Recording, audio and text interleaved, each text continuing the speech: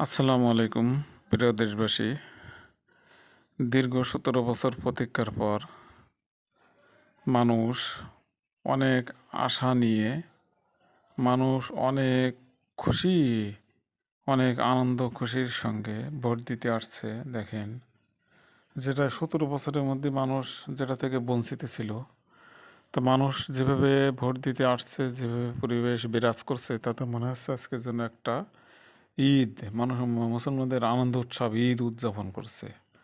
আসলে এই দিনটির জন্য মানুষ অপেক্ষায় ছিল, যে ফ্যাসিস্ট স্বৈরাচার এই আনন্দ উৎসব থেকে মানুষকে বঞ্চিত করেছে, মানুষকে ভোট দিতে দেয়নি।